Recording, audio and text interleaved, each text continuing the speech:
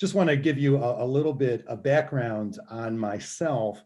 As Brandy said, I am currently a Foreign Service officer with the Department of State, serving this assignment as diplomat in residence for the North Central region, which you see down in the bottom corner of this slide. So diplomats in residence are a network of Foreign Service officers, active Foreign Service officers, who are assigned to regions located throughout the United States. And we do a variety of recruitment activities. We engage with students, mid-career professionals, alumni, and try to generate interest in working for the Department of State and also for our student programs. We are also based at universities in our region. So my base is the University of Michigan, Ann Arbor. Don't hold that against me, but I'm also on the faculty there at the Ford School of Public Policy and have an office there, but really spend, usually in non-COVID times, about 95% of my time traveling to schools throughout the region, and was in fact at Ohio State just before the first of the year and visited campus then. In any case, I am actually one of the few DIRs who is from my region. So I grew up in Detroit, in the city, went to an inner city downtown high school, public high school, went to the University of Michigan as an undergrad and then on to graduate school in Washington, D.C. and also in California.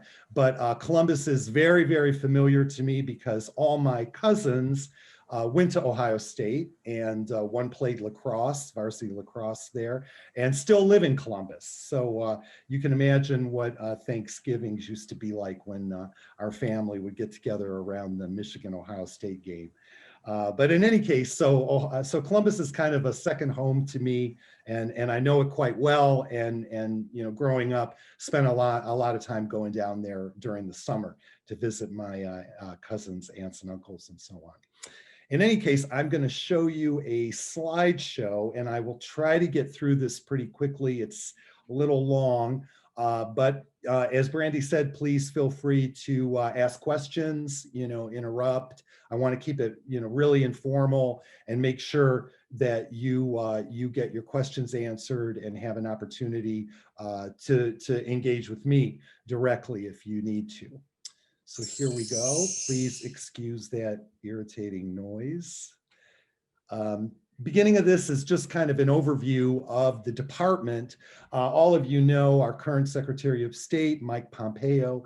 I started when Colin Powell was the Secretary of State. That's when I began working at the State Department, worked in the press office. So actually did work closely with the Secretary in my role as a spokesperson in the department in Washington, and have worked through successive Secretaries of State, although I've been mainly based overseas since then. The Secretary of State, as you know, implements foreign policy and formulates foreign policy. Our foreign policy originates from a variety of different kinds of places in the government and even outside the government through NGOs and other kinds of organizations that influence our foreign policy. But the Secretary reports directly to the President, and we report through our chain of command to the Secretary. Very frequently in the course of our work overseas, we're asked, do we implement political decisions? We are not politicians. We are not political appointees. We work for the American people. We're public servants. So I work for all of you. You're my boss, essentially. And when we're overseas, it's our job to advance U.S. interests, to protect U.S. interests, but also to protect US citizens. And so a large part of our work often involves engaging with US citizens when they're abroad, especially if they're in trouble. And so, if you're traveling overseas, which happens a lot, during the summer with college students, they lose their passport, they're robbed on a train, hopefully nothing worse, but occasionally sometimes worse things do happen. We're the first point of contact, and it's our job to look out for the interests of our citizens when we're overseas.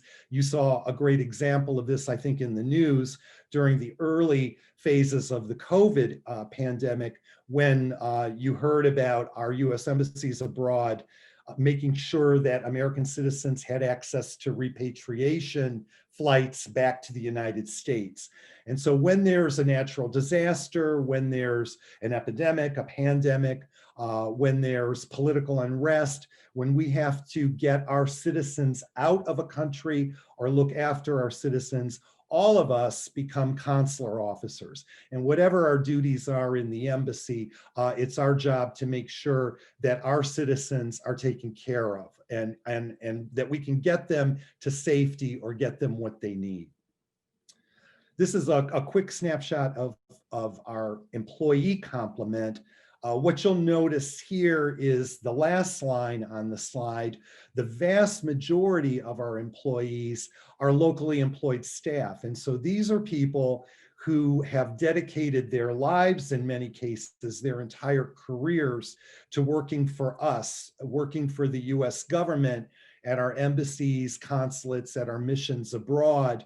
And they often, and for the most part, do so because they believe in the general principles that we advocate abroad. And so while, sometimes we disagree on how policies should be implemented or what policy should be priority, a lot of things we all agree on. War is bad.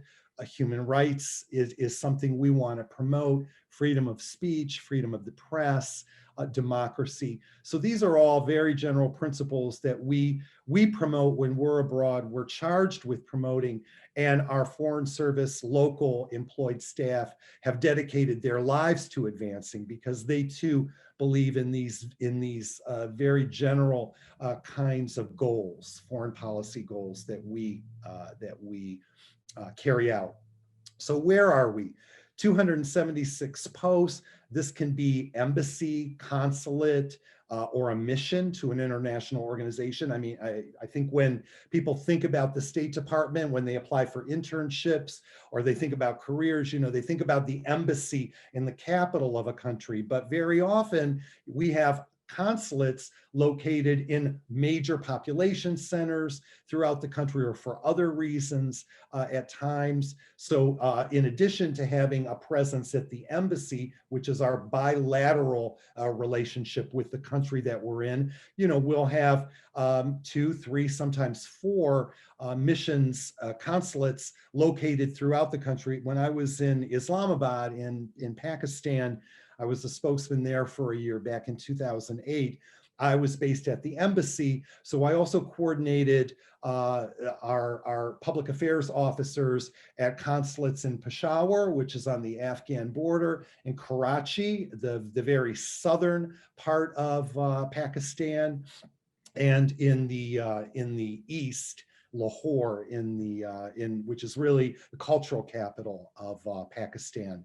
I had also just finished a year in Afghanistan, where I was a spokesman in 2005, 2006, and then in Baghdad as well. So in staying sort of in this bigger region, and working with the news media in all the roles that I played in these 3 places, I very often worked and developed relationships with international news media, local news media, who likewise traveled around that particular area. And so when you're in the Foreign Service and when you're working abroad, typically you do tend to concentrate on a particular region or a particular area, or a particular series of countries where you may have language skills or you may have prior experience. Now, while most of the roles that we play is overseas, we also have a small domestic presence. So unlike many other federal agencies, Social Security or the Veterans Administration, we, the State Department, are foreign facing, right? Because our job is managing our bilateral relationships. abroad and with international organizations. But we do have some very small presence in the United States domestically, and those are primarily passport offices. So we have one right here in Detroit. I'm actually in Detroit, and so I am not, in Washington like that Zoom backdrop says. But right here in Detroit, we have a domestic office, the passport agency. And those are the offices that probably most of you are most likely to come in contact with. Those offices are primarily comprised of civil servants, and I'll get into that in just a minute. But civil servants are one classification, one of two different classifications of employee type that we have in the State Department. So who are we looking for? Who do we want to come and work for with us at the State Department? So the answer to that is all of you. You're exactly the kind of people we're looking for. I know when I was in school, when I was an undergrad, I didn't know very much about the State Department. And what I did know, I would have never thought they would want somebody like me, somebody from the Midwest, from Detroit, who didn't have a lot of foreign travel, didn't have any real international experience. Well, nothing could be further than the truth. We want the Foreign Service, we want the civil service to look like America. We're a diverse country. We all have stories to tell. We all come from different backgrounds, from different places in the United States. And we want the Foreign Service to reflect that, because it's very important to us when we're abroad, when we're interacting with our counterparts overseas, sometimes, in fact, very often, meeting people who have never met another American, or have certainly never interacted or had a friendship with another American. People are going to judge our country by their interactions with us. And that's even true of all of you when you travel abroad. They tend to make these generalizations, whether they're fair or not fair, based on their interaction often with one person. And so we want a diversity of experience. We want a diversity of viewpoint. We want a diversity of perspective when we interact with people abroad. This is how an embassy is organized. All of you, I'm sure, are already familiar with this. I would just note here that the ambassador in all of our embassies, all of our ambassadors, whether they are political appointees or whether they are career foreign service officers, report directly to the president. They often report through the Secretary of State, but ambassadors are appointed by the president and serve at the pleasure of the president. And so when an ambassador is engaging with the head of state in another country, or the foreign minister in another country, government officials in another country, the ambassador is speaking for the country. They're speaking for the president. They're speaking for the United States. Ambassadors often are moved around. They're moved from country to country. Sometimes ambassadors are appointed at the end of a term. Ambassadors all submit their resignation and are either reappointed, or new ambassadors are appointed. This is how a typical embassy is organized. I say typical because the first four captions that you see here, the first four categories you see, management, consular, public diplomacy, and economics and political, those are actually the 5 career tracks in the Foreign Service. So as a Foreign Service generalist, when you apply, the first step is taking the Foreign Service Officers Test.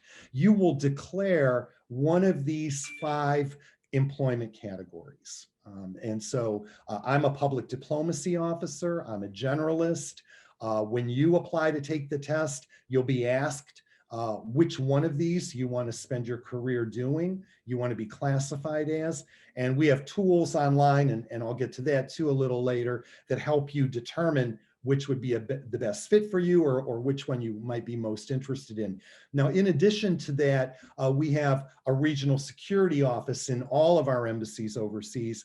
They're charged with making sure the embassy is a safe environment, that classified information in that environment is protected, and that we're protected as diplomats overseas, but also very often that our citizens are protected, whether they're there on business, whether people retire there, US citizens retire there, or people like you guys, if you're just traveling there. Finally, we have a variety of different agencies represented in an embassy, depending on what the issues are in that particular country. So in a country where there's a disease issue like Ebola was in the Democratic Republic of the Congo, you would have representatives from CDC, from the Centers for Disease Control. If corruption is an issue, you might have representatives from the Department of Treasury, from the FBI, from the Foreign Trade Office in the federal government. So it really depends on what the issues are in that particular country, how profound those issues are in terms of what agencies will be represented and how many staff from those particular agencies are represented. They are not foreign service officers generally, they're civil servants.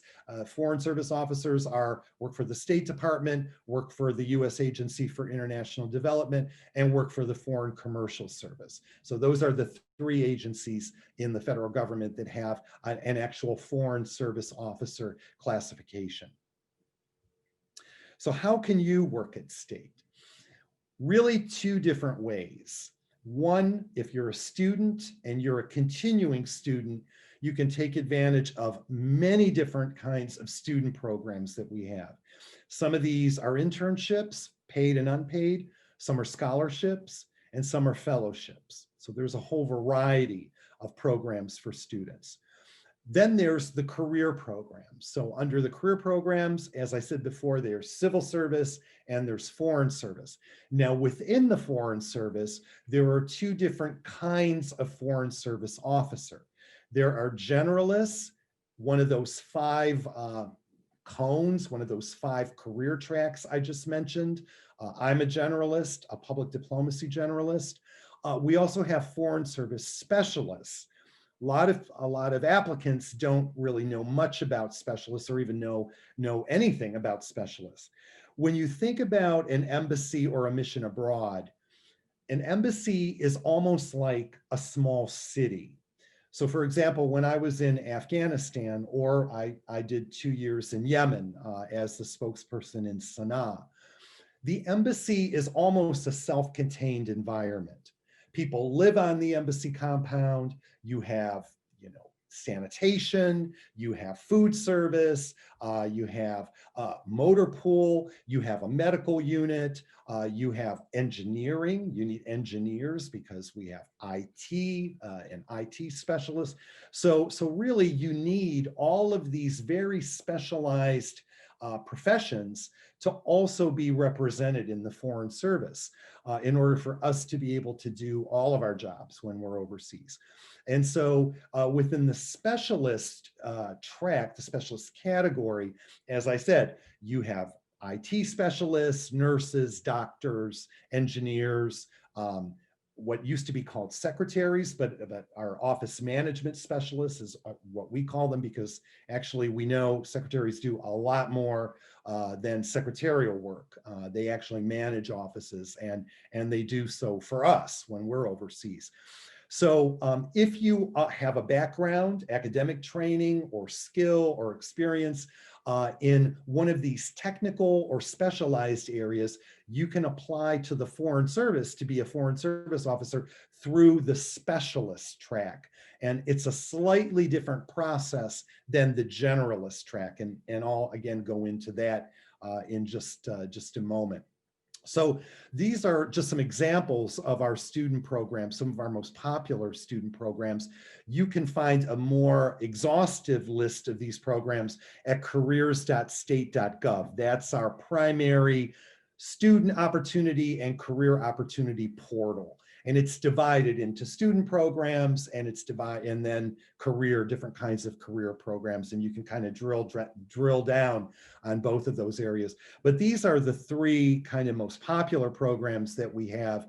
The unpaid internship, 3 times a year, summer, fall, and spring. The Pathways program, which is a government-wide program that the State Department participates in, along with many other federal government agencies. That's a paid program, and it has 2 components. One type of Pathways internship for students who are in school, one type of Pathways internship for graduates. So people who are within 2 years of graduation, former students who are within 2 years of graduation can apply to the Pathways Recent Graduate Program up to 2 years after they've graduated.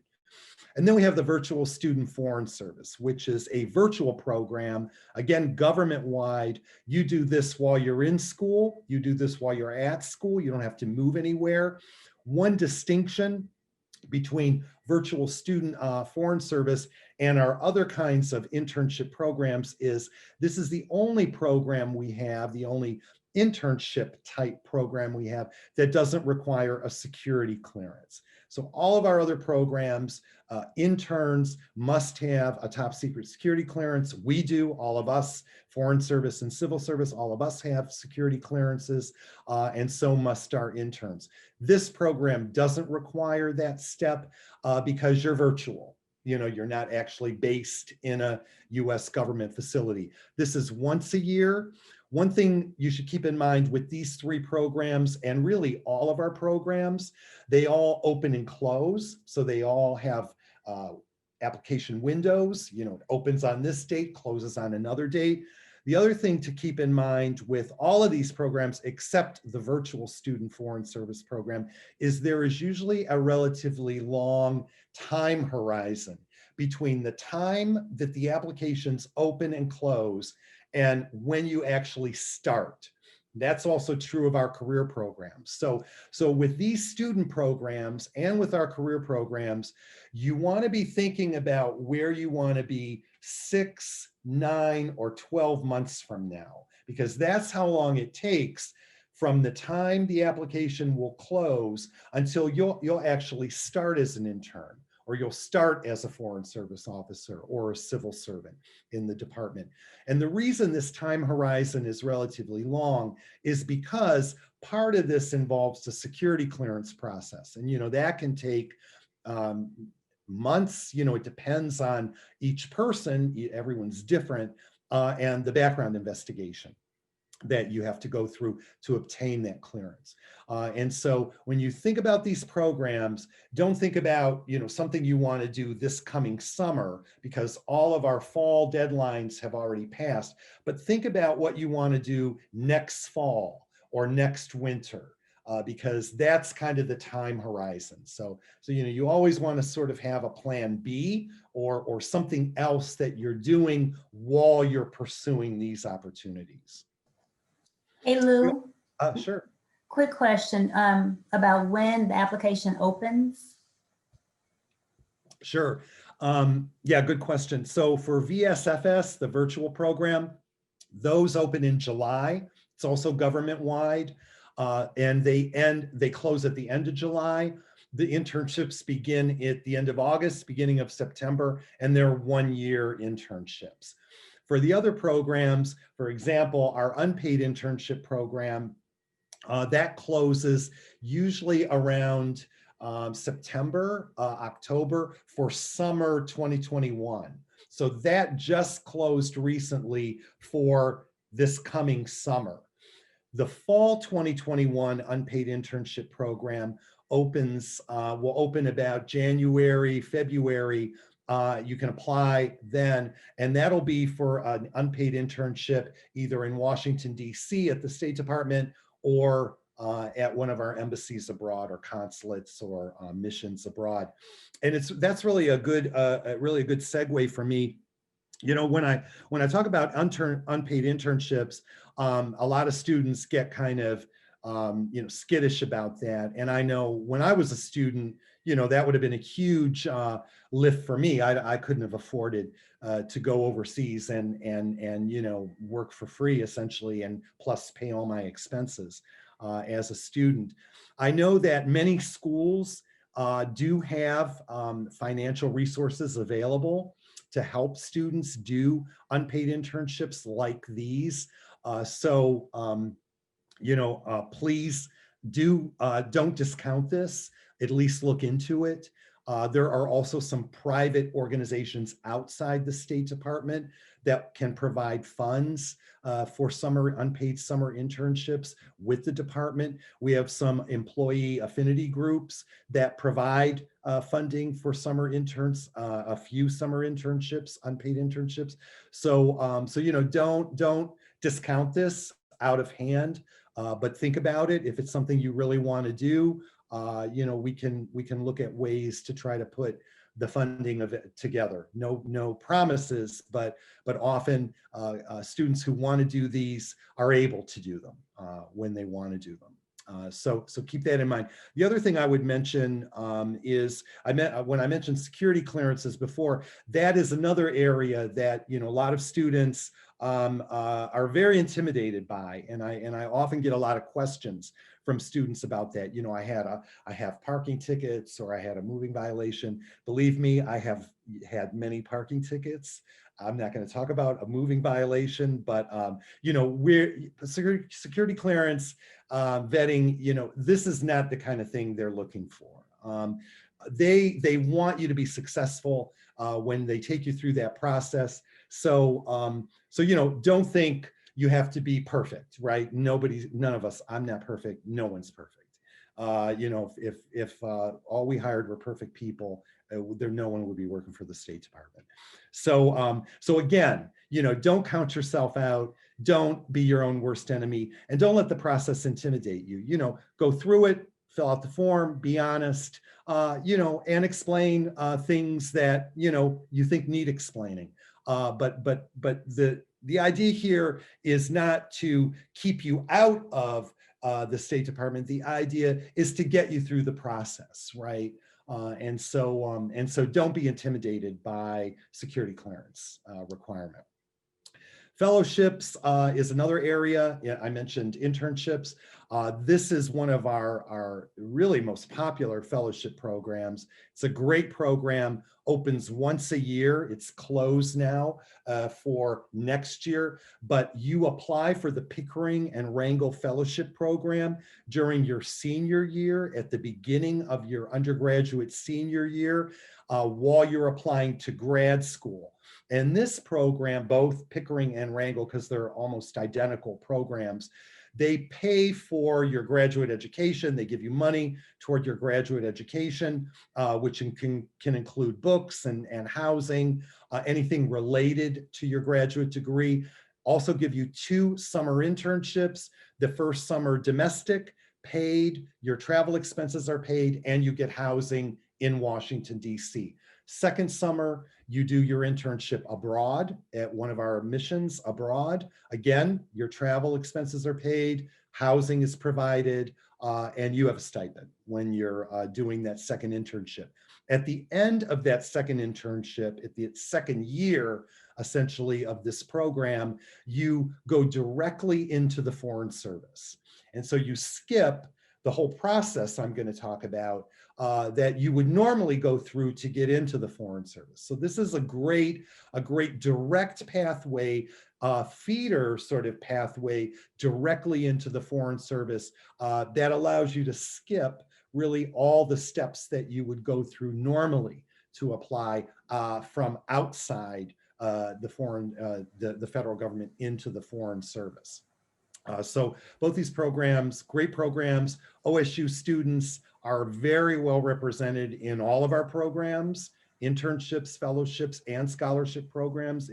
OSU students do very well in these programs. So I really encourage you to take a look at these. Well, we have another quick question. Sure. It is, can you apply to it if you are taking a gap year between undergrad and grad school? Great question. Thanks for asking. You can, absolutely. And if you go to those Pickering and Wrangle websites, you'll see bios of the current and also previous Pickering Wrangle fellows. All their pictures and bios are there.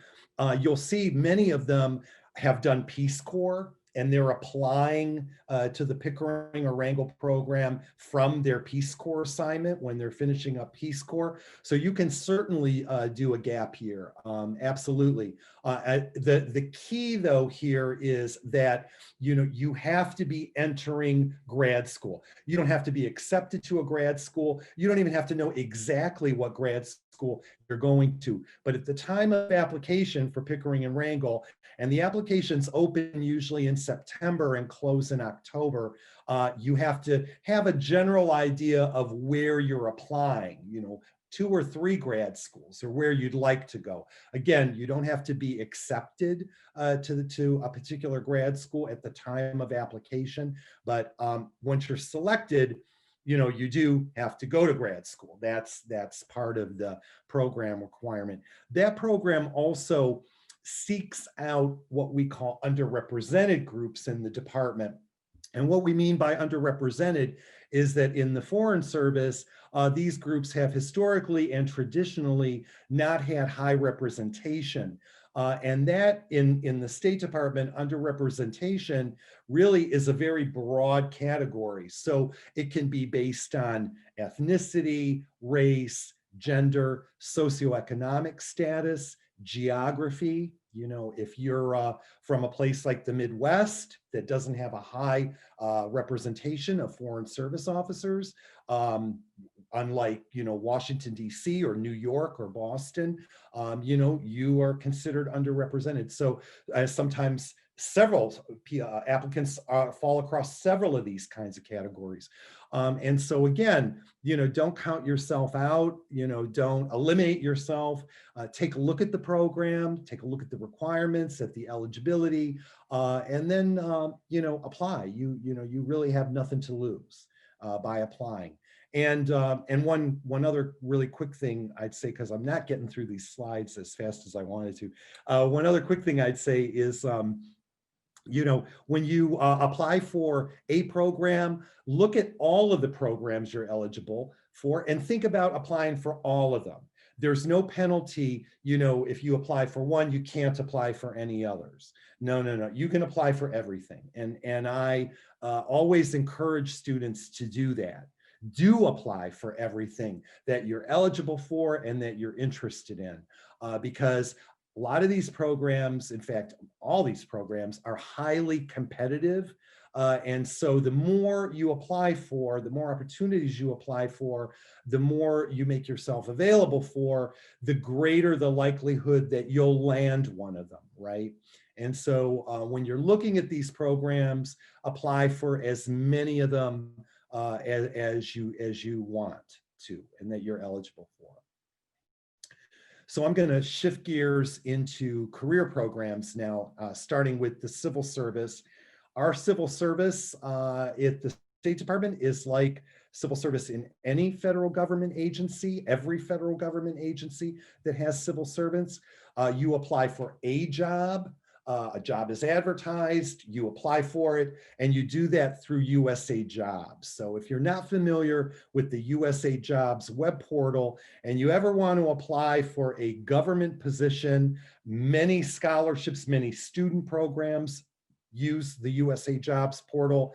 Definitely go to that website, set up an account for yourself. It's free, it's a government web portal. You'll keep that account for the rest of your life. And you can upload transcripts. You want to type in your resume. All resumes have to be typed in this federal format that's explained. And so the sooner you go there, look around, establish an account, get things going, the faster you'll be able to move when you see a job you want, or when you see an internship or a fellowship that uses USA Jobs. And that's true not just of the State Department, but of any federal agency, because all federal agencies use this web portal for applicants. So definitely go there and take a look. Like other civil service positions in the federal government, if you have veteran status, there's a veterans preference when you apply. If you've done Peace Corps, there's what we call non-competitive status, which gives you a leg up on submitting your application. Certain other kinds of groups, if you've done AmeriCorps, Volunteers for America, you can also possibly have this non-competitive status, which helps you, gives you a leg up on positions, because only those either within the government, already working for the government, or with this non-competitive status, or if you're a veteran, veterans preference, are going to get to the front of the line, right? Or maybe the only line if you're non-competitive. The benefits are consistent across the federal government for civil service.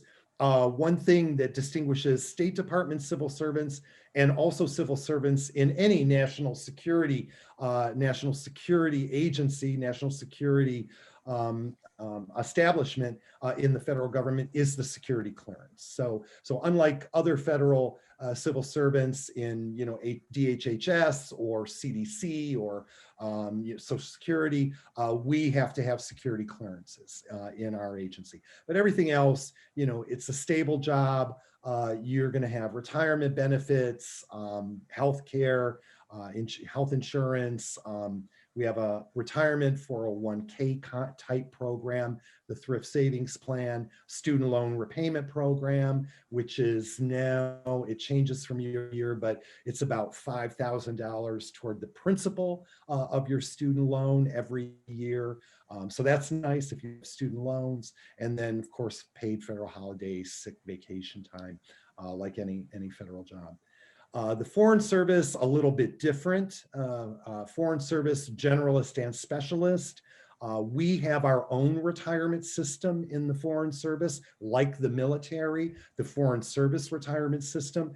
The reason for that is because we must retire in the Foreign Service at age 65. That's regulatory, it's required. We have no choice. So when you turn 65 in the Foreign Service, you must retire from the Foreign Service. You can retire from the Foreign Service with full benefits, full retirement at age 50, as long as you have 20 years of any kind of federal service combined. And so if you've been in the military, if you've done Peace Corps, if you've done AmeriCorps, that all counts toward that 20 years. So you turn 50, as soon as you hit 20 years, whether it's in the civil service, you can transfer all that time in, you can retire with full benefits and go have another career, go do another career. Most of our time is spent overseas. That's what distinguishes us from the civil service. Most civil service positions are domestic, are based in the US. Although there's some crossover, civil servants do travel quite a bit in our agency because they have responsibility for countries or regions or specific issues overseas. And so our civil servants do a lot of travel throughout the world. Sometimes civil servants do a year overseas, what we call a limited non-career appointment tour overseas, so they can actually go abroad and do a year or do 2 years abroad. Conversely, we can do domestic assignments. So this is a domestic assignment for me. We also have a year off to get a graduate degree at the National War Colleges. There are several, each branch of the military has a war college. So you can go get a master's in national security studies, spend a year doing that. You get paid. It's just like you're working, except you're a full-time student. We have language training very often. Before I went to Afghanistan, I had a year of Farsi, of Persian Dari, and was at the Foreign Service Institute, which is our sort of college-like campus for training, which is across the river in Arlington, across the river from the State Department. So I had a year of being a full-time foreign language student, learning Dari, which, for me was quite a challenge. Those classes are quite small. In my case, I was the only person in my class. So I had 8 hours a day, 4 hours in the morning, one instructor, 4 hours in the afternoon, another instructor 5 days a week. So, you can't blow off your homework and say, call on him or her, or kind of avoid the question because you're the only person in the class. So that's kind of the downside. The upside is that, you get great individualized one-on-one instruction. And because the objective in our training, in our foreign language training, is that you speak the language. It's not that you pass the test, although we do take a test at the end of our language training. And if we don't pass it, we don't just move on. If we don't pass the test, you get another 6 weeks of the language. And so, that can go on for a long time. And so, you definitely want to be able to speak the language because you want to pass that test and get on overseas to your assignment. But in any case, so lots of training opportunities, lots of continuing education type opportunities in the Foreign Service and actually in the civil service too, depending on what your position is. Hey, Lou, we've had multiple questions come in. Do you want me to hold off until we're all done? No, if you want to ask, you can. I'm happy to take them now. Okay, I think a couple of you may have already addressed. So there's one, is it helpful to know a foreign language such as German? Another one is, how good is the Foreign Language Institute? And I believe you were just speaking to that. Sure, absolutely. Having a foreign language will certainly help you, but it's not a requirement. A lot of people do think, they have to have a foreign language, lots of foreign travel, major in international affairs. That's not true. The only requirement for the Foreign Service is that you be under age 59 and a half at the time you apply, that you are a US citizen at the time of application, and that you speak English. So those are really the only three requirements to join the Foreign Service. Having a language like German or Spanish or French, even a little bit. I mean, not even like my Spanish is, como está and muy bien and gracias and adios. So having more Spanish than that, is going to determine where you're placed in a Spanish class. In my career, I came in, I had French, not very good French, but French and Hungarian when I came in, and I had a year of Dari. I had more French at the Foreign Service Institute, but having a language coming in really, is only going to help you both in terms of your assignment, and getting your language out of the way, getting your language certification out of the way. Because as I mentioned before, we do take a test at the end of our language instruction, and we have to have a minimal rating in a language, in reading and in speaking, not in writing. None of our languages are tested in you're not tested in writing, only reading and speaking. But you kind of have to know how to write in order to read and speak, right? So sometimes I wonder why they tell people that all the time, because I had to learn the Dari alphabet, even though I wasn't tested and my writing wasn't tested. So in any case, yeah, in terms of the Foreign Service Institute, that is, like I said, like a college campus where we have not only all of our language training, but all of our training in general. So that'll include things like, computer courses and leadership courses and cross-cultural courses. Before you go overseas, often you take an area studies course. So it's very much like being on a campus, being a student. And Dari was a year. So I was a student, full-time student for a year, and was paid. You're paid just like you're working. And in addition to that, depending on your assignment status, you are given a subsidy for housing in Washington, which Washington can be a very, as you probably many of you know, very expensive city.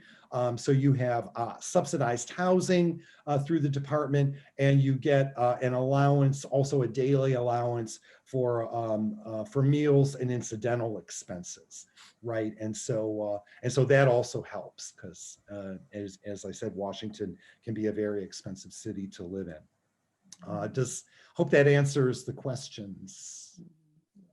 It does. We have quite a few more, but what I want to do is allow you to get through the presentation, and then at the end we can ask some of the other questions. Great, sounds good. Sounds good. Okay. Okay, so I'll try to move through these pretty fast then.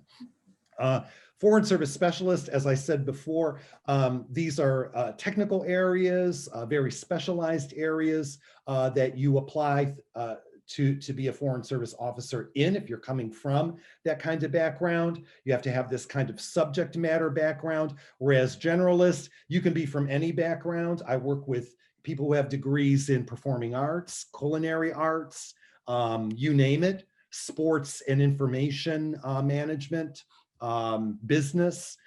So Foreign Service, we officers, we come from a variety of backgrounds. My own undergrad degree was in journalism, and I have a grad degree in journalism as well, although you don't need to go to graduate school to apply to the Foreign Service or be a Foreign Service officer as a generalist. So in any case, but for specialists, you know, you're going to apply in one of these very specific areas. And so you have to have either the academic training or the experience or both. And all of our specialist applications go through USA Jobs as opposed to generalist, which I'll get to in a minute. That's through our website. These are the 5 cones or 5 career tracks I mentioned before. You see them here again. You declare them when you apply to be a generalist officer.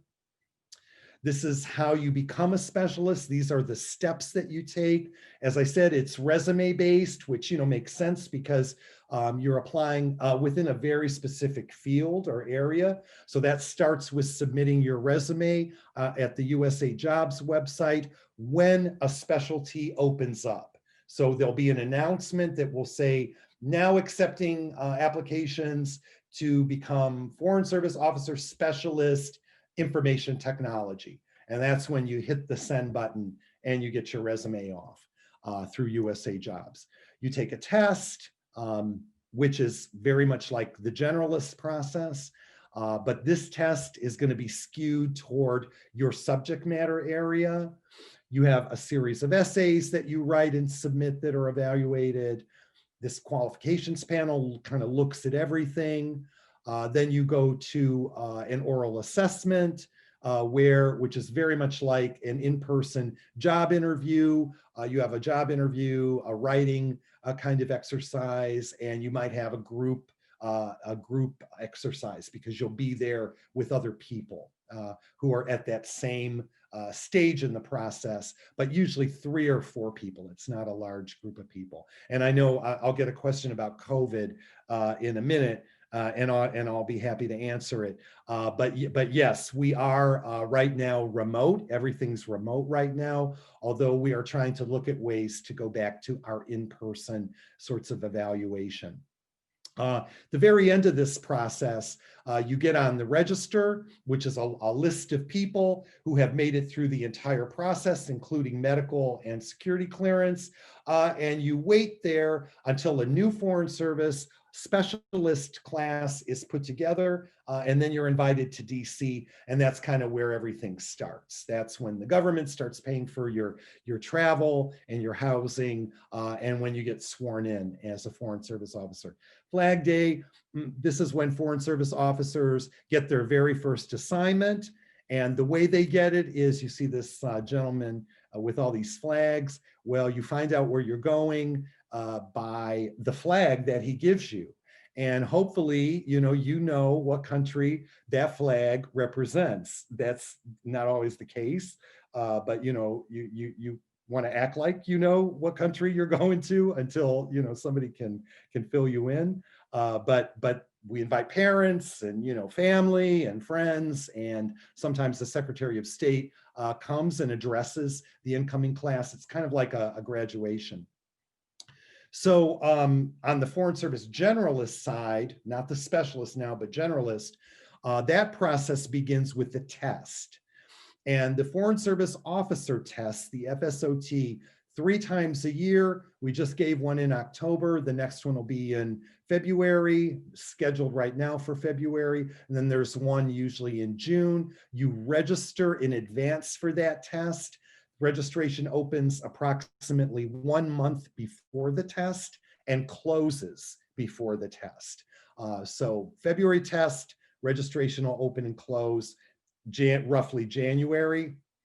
And you do that at careers.state.gov, at our website, so not USA Jobs. So this process, generalists, to be a generalist, start with registering for the test at our website.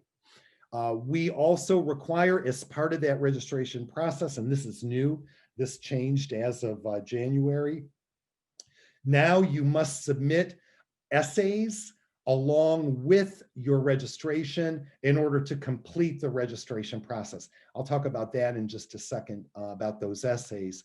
But just know that in order to register, you have to write and submit essays at the time you register. So this is the essays, and these are the areas they cover. They're not long essays. You don't have to really kind of, tear your hair out trying to, labor over these essays. They're short. They basically want to know in each of these areas, 6 areas, 6 essays, leadership. Tell me about a leadership challenge that you had. Tell me what you did to rise to the occasion, and tell me what the result was. And you do that in 1 essay. Same with interpersonal skills, same with communication skills. I get a lot of questions about this during registration from applicants. And what I would tell you is, you often get, and this is natural, people that write these want to throw in everything but the kitchen sink. You don't want to do that. This is not a job interview. The idea here is for you to demonstrate a specific instance, right?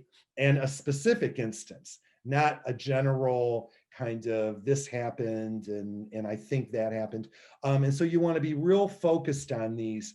And when you get, when you're ready to register and you start thinking about this, I have an email that I have put together because the question comes up so much. What do I write about? How do I approach it? And I can send you that email that's got some tips on how to do these. And that's my email address down there in the bottom corner of the slide there. It's on all the slides.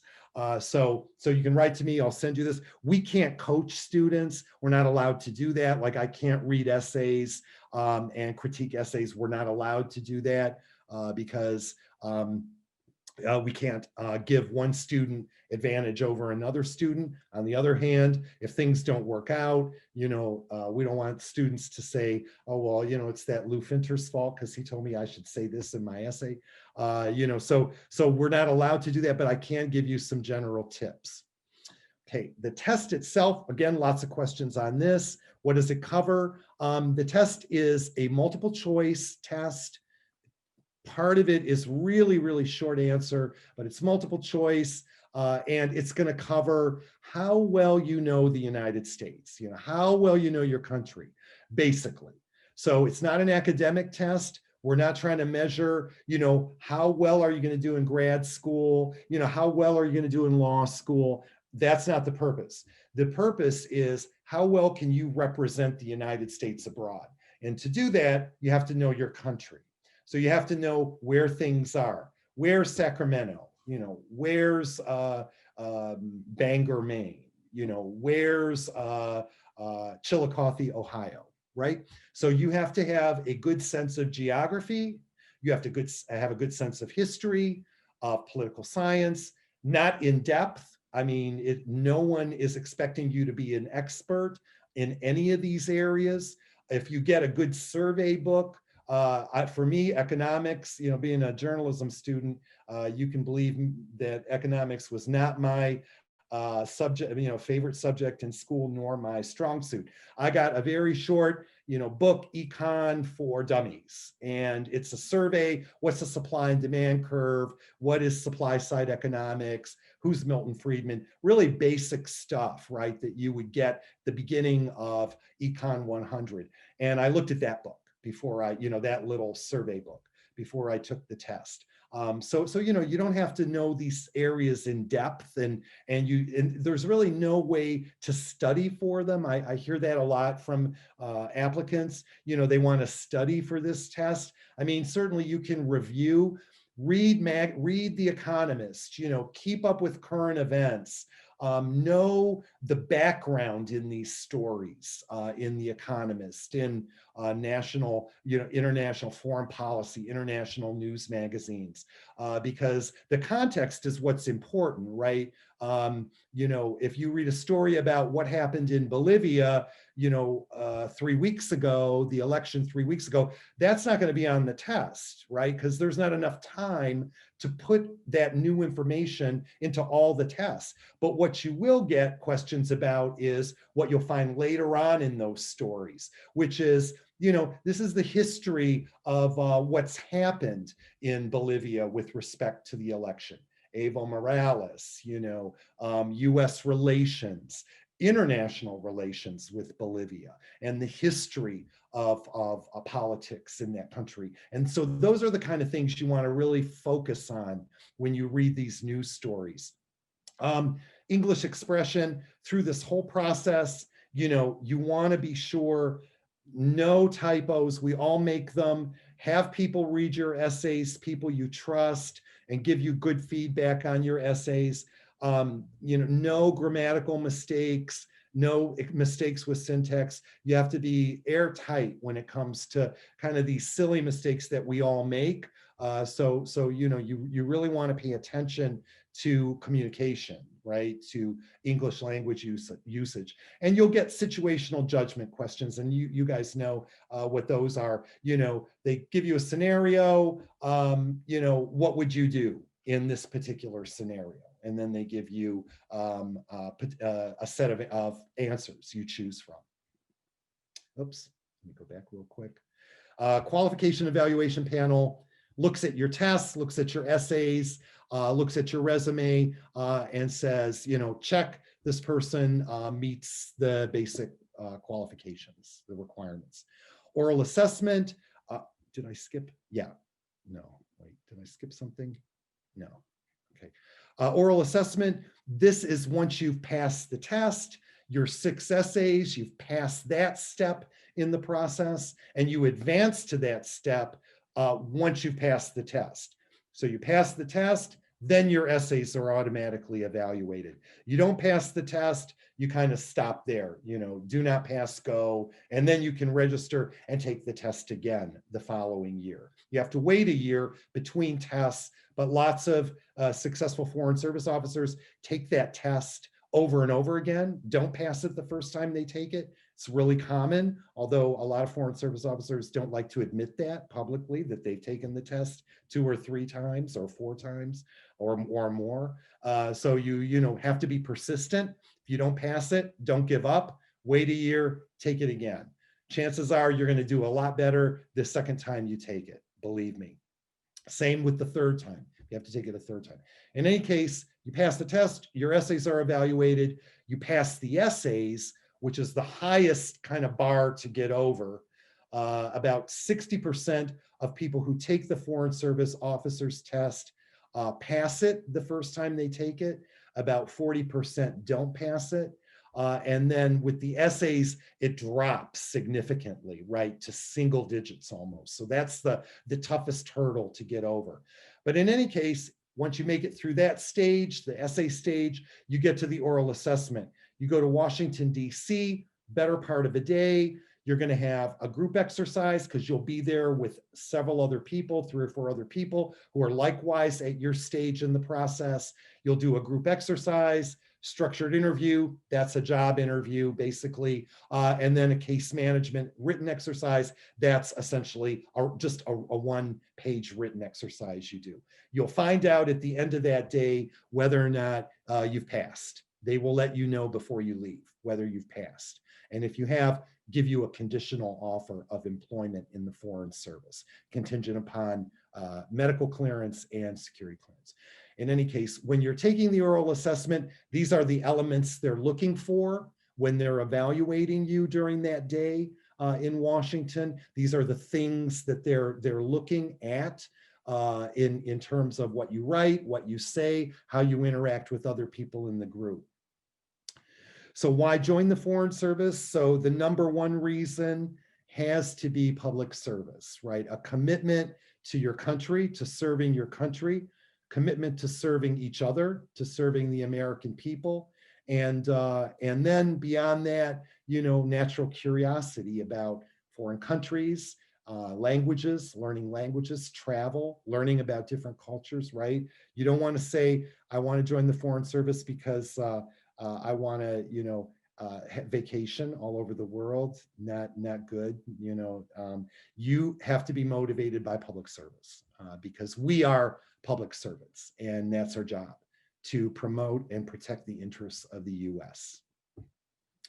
These are the benefits. I mentioned our retirement in the Foreign Service, which is slightly different from the civil service and is a little bit more like the military.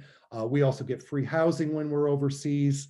We don't pay for our housing. It's provided by the embassy. Your family, if you have a family, spouse, and or children, they travel with you, and they travel on diplomatic passports just like you do, and they live in the housing you're in. And so housing is determined generally by size of your family. So each child is going to have a bedroom, separate bedroom. And the State Department also pays for the education of your children at the American school or international school in the city that you're in. So in addition to all, you know, travel expenses for you and your family, your housing, they pay for for education of your children in English at the American school or international school. So your child doesn't have to go to the local school and learn, you know, a new language every 2 or 3 years. No, you don't have to do that. And so we do have also a program for the spouses of Foreign Service officers or family members of Foreign Service officers, because it could also be a mother, a father that you're traveling with that you're responsible for, where we can give them jobs in the embassy during your deployment overseas. And so, you know, it's an opportunity for them to have something gainful to do while they're overseas. They don't have to worry about getting a job in the country, in the city that you're in. They don't speak the language often, you know, or there might be employment restrictions in the country you're in. We have jobs set aside in the embassy for spouses or family members. We also have a program, and I won't talk a lot about this, but you can follow up with me because I don't know how many people here tonight this applies to. But for this program, you have to speak Arabic, Mandarin, Chinese, Portuguese, or Spanish. And it's our Consular Fellows program. It's a 5-year program. So at the end of 5 years, you know, you're done with the program, but you are employed for 5 years. With the embassy, you travel as a diplomat, you have almost all the same benefits as a Foreign Service officer, and you work as a consular officer overseas. You get housing, you can bring your family, pretty much everything I just described for Foreign Service officers. But what a lot of people do who qualify and do this program is they also apply to the Foreign Service while they're in this program, or to the civil service while they're in this program. So if you speak one of those languages, and this is something you think you might be interested in, drop me an email, get back to me, and I can tell you more about it. Also on our website, careers.state.gov, you'll find more information. Same, you know, this is the process, the steps. Again, it's going to be through USA Jobs. Again, this is pretty much based on language because that's why you're being hired. So they're going to look at your resume and your bio and a personal narrative. And then you kind of move through these steps, which are somewhat similar to the Foreign Service officer and generalist and specialist, but includes a remote language test. And I can talk to you more about that. The language test, you don't have to be a native speaker of the language. That's not the threshold. So don't be intimidated by the language test, but I can talk to you more about that in detail if you want. These are the benefits, very much like the Foreign Service and the Civil Service. And that's it. So happy to take any questions that you have. So thank you, Lou. I do want to be respectful of your time and everyone else's time, but we do have multiple questions, as I mentioned. And so are you okay sifting through those? Absolutely, absolutely. Okay. So let's see, where are we?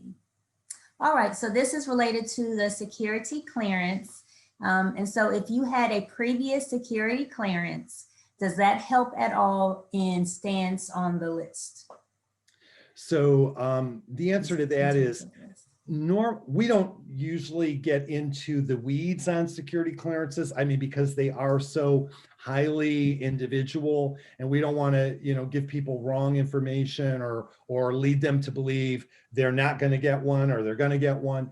We don't adjudicate them, so we don't have that kind of authority. But what I will say is, if you've had a security clearance at another federal agency, you've certainly filled out the same form. We all fill out, including interns, as everybody, we all use the same form, background investigation form, the EKIP it's called.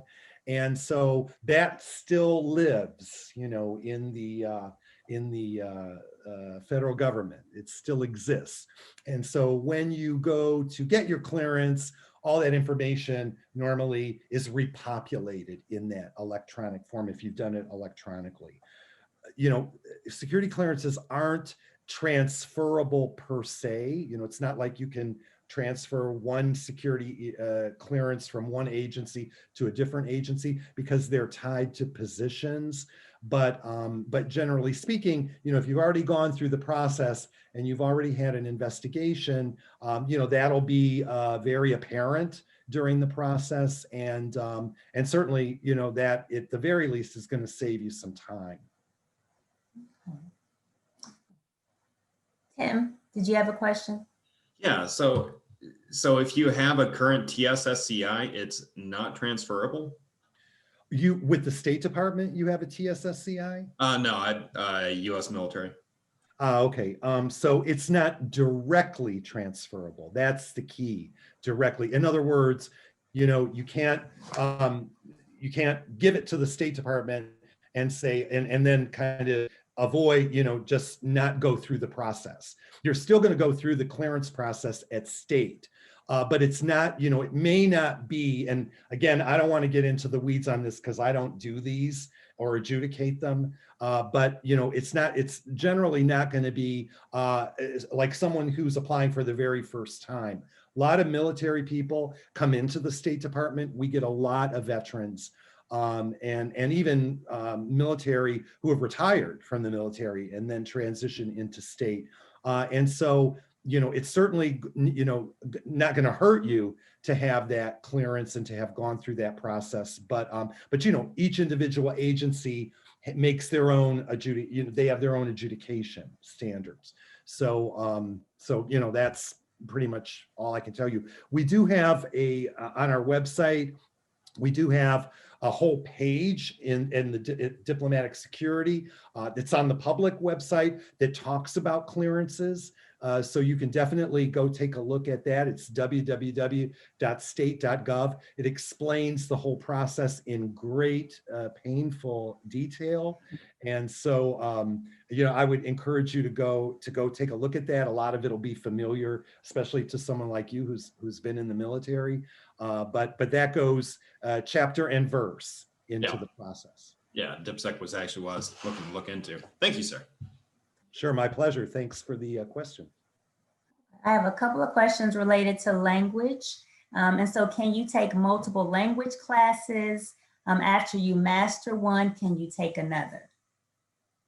So very good question. At the beginning of your career in the Foreign Service, you must take a foreign language. So we all have to have our kind of certification in one particular language. In my case, it's French. I have a 3.3, which is professional speaking level in French.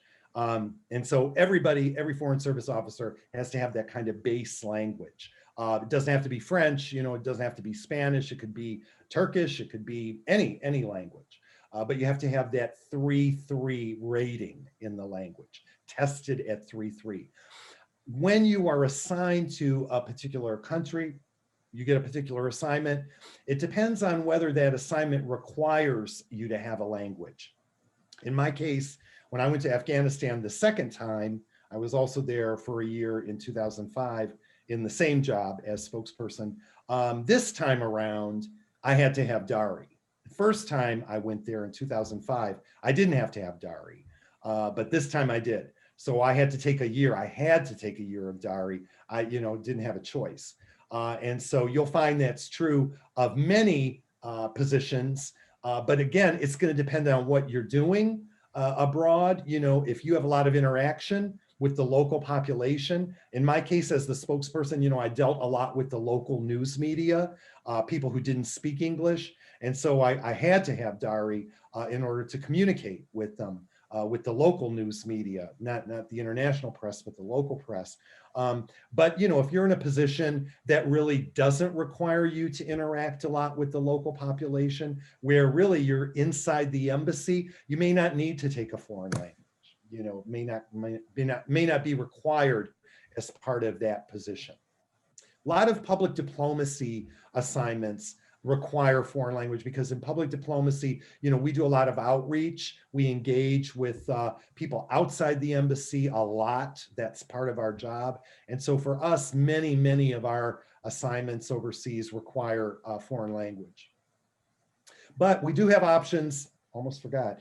If you're in the civil service, we do have programs like early morning language, where if you're in the civil service, there are classes that meet in the morning in Spanish and French, kind of the world languages. So you can definitely sign up for those. It's no charge if you're an employee. But in the foreign service, languages are generally required for us. For the FSO positions, do you need to have a graduate degree? Another great question. The answer is you don't. So really the only requirement for a foreign service generalist is that you 59 and up to age 59 and a half, US citizens, speak English. Those are the only three requirements. If you have a graduate degree, it can certainly help you as you're going through this process.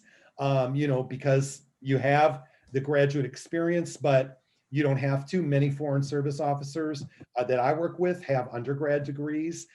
On the specialist side, it's a little different because, if you want to be a nurse in the foreign service as a specialist, that requires you to be a nurse practitioner, 5 years of experience in family practice, right? Certification. So each of those classifications, whether it's IT or engineering or facilities management or financial management, they all have different requirements. And so, it's going to depend on which of those specialist jobs, you're applying for. Let's see. How common is it to transfer departments? To transfer, so within the department, in the civil service, you can do that. I mean, we have lots of different kinds of ways that you can work in another department on detail. We call them details, where you might go spend a year, even at the National Security Council, right? Because the National Security Council at the White House, who are they? They're us. They're foreign service officers, and they're Department of Defense, military, enlisted and officers, and they're from the CIA, and so we are the people that actually are staffing the National Security Council, at the White House. So yeah, you do have opportunities where you can go do these details in another office or overseas, or maybe even in another federal government agency. They do come up from time to time. In the foreign service, that's kind of our job. So every 2 or 3 or 4 years, you have a different assignment. You're moving to a different country, you're moving to a different job in a different country, or you're coming back for language training, or maybe a domestic assignment, but we are moving around constantly in the Foreign Service. So every 2 or 3 years, you can expect a new assignment, a new environment that you're in, you and your family. In my case, I've served in Afghanistan, twice, 3 years total. Baghdad in 2007, I was there for a year. 2 years in Yemen, in Sana'a, when we went to order departure and the embassy was shut down. When the Civil War started, I was there. When the embassy was attacked, I was in the embassy when it was attacked. Islamabad, I was in Pakistan a year. NATO, Brussels, I was at the US mission to NATO. So I've served in primarily the Middle East and South Asia. That's been my choice. I was in Kosovo also. I forgot about that when they declared independence. I was there. But that's been my choice. They asked me in many of those cases whether I would do it, and I agreed. But you pretty much drive your career. So, you may want to focus on Europe, or you may want to focus on the Far East or South America or the Caribbean, and that's fine. Lots of people do that. So, my experience and where I've been is a little atypical for most Foreign Service officers. Okay, I'm going to wrap it up. I have just 2 more questions, and I'm going to stop there. So one I missed. It's related to what is the path if you pass the test, referring to the language test, but not the essays, like the oral interview. Oh, okay. So yeah, if you pass the FSOT, the objective test, and you pass the essays, and then you get to the oral assessment and you don't pass the oral assessment. Yeah, that happens. That does happen. You go back to the beginning, right? You go back to taking the test again. And the clock is ticking from the time you took the test, not from the time you took the oral assessment, which could be several months later.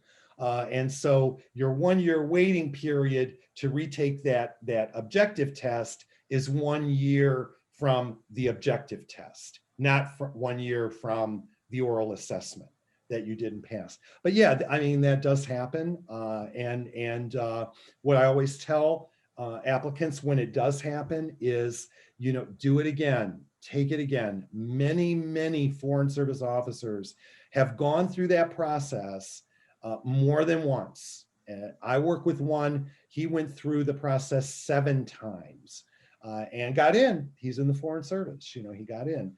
But, it took seven tries. The average age of an incoming Foreign Service officer is 33, 34 years old. People do come in right out of undergrad, and they come in at, 58 years old. But the bubble is around 33, 34. So these are people who have graduated from undergrad, gone off, had 1 career or 2 careers, been in the military for a while. And then they're like, oh, I remember that Lou Fintor that talked to me when I was at OSU 10 years ago, 15 years ago. I think I'll look into the Foreign Service. And so this may not be something, you're interested in right now, given your own life plans right now, but you may come back to it 10 years from now or 15 years from now, and you can do that. This is available to you until you're 59 and a half. And you can apply, every year. You can apply 5 years and then skip a year, or, skip 5 years. So this is always open to you to apply up until the age of 59 and a half. And then one final question, and Tim, I may have you clarify what that was. Did you want to share your questions? Yeah, I was just seeing, like, for example, it'd probably be the easiest for me to join as DipSec, but say later on, I decided that I wanted to transfer over and become an FSO. Yeah, great. Another great question. We do, in fact, we get a very large proportion of incoming Foreign Service officer classes are former military, our veterans. And there are people who have done details with the department or have worked. I mean, like in my case, most of the places I've been in, I've worked very closely with the military. My counterparts, especially in information operations and communication, IO work. So yeah, you could certainly do a detail with the department. But then if you came into the department as an FSO, you would go through the same process that everybody goes through, but having your veterans experience at the end of that process is going to boost your ranking on the register.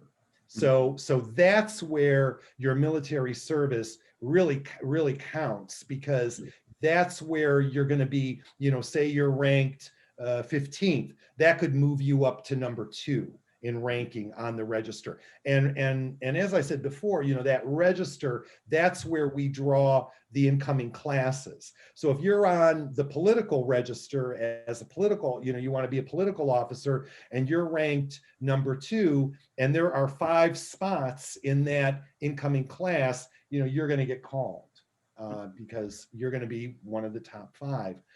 So the other place, of course, is in the civil service. The veterans preference is gonna help you if you apply as a civil servant. And people do apply both to the civil service and the foreign service. I mean, they apply to both. Some people, while they're in the civil service at the State Department, apply to the foreign service and get in and just move from the civil service to the foreign service. You also can transfer in your military service toward retirement in a buyback situation. So in my own case, I mean, I was in the civil service for a couple different federal agencies before I came over to the State Department, to the Foreign Service, and I could transfer in my civil service retirement into the Foreign Service, and I had a kind of a nominal fee, buyback fee, and the same with the military. You can transfer in your military service toward your Foreign Service retirement. Yeah, excellent. All right. Well, thank you so much, Lou. Thank you for spending a couple of extra minutes with us. I truly appreciate that, and I'm sure all those who remained also appreciate it. Just as a reminder, I will be sending a recording of the presentation to all who attended. So be on the lookout for that. And then also, I want to speak to something that Lou mentioned about possible funding. Career Success, we do have the Career Accelerator Fund. And so that's something that it has recently just opened up again. And so I'll also share information about that when I pass along the presentation. So that's something that you can apply for and possibly receive funding if you are applying to an internship or whatnot that is unpaid. Okay, so be on the lookout for that. If anyone has any questions at all in the meantime, feel free to shoot me an email at williams.2797. And again, my name is Brandy Williams. I truly appreciate each of you for attending. And if we can give Lou a virtual hand clap or snaps or whatever, that would be lovely, because we truly appreciate your time. I'm clapping for you guys for sitting through this for so long. So yes, no, it was awesome information. So thank you so much. Great, thank you. Don't hesitate to reach out to me. My email, it was on the slides, and Brandy can also give it to you. But that's what I'm here for, to kind of help you navigate this process and figure out what you want to do and help you get there. So don't be shy about dropping me an email, and we can set up a time to talk by phone or Zoom or whatever you're comfortable doing if you want to follow up. All right. Well, thank you, everyone. Be safe and have a wonderful evening. Thanks. Take care. Thanks again. No problem. Thank you.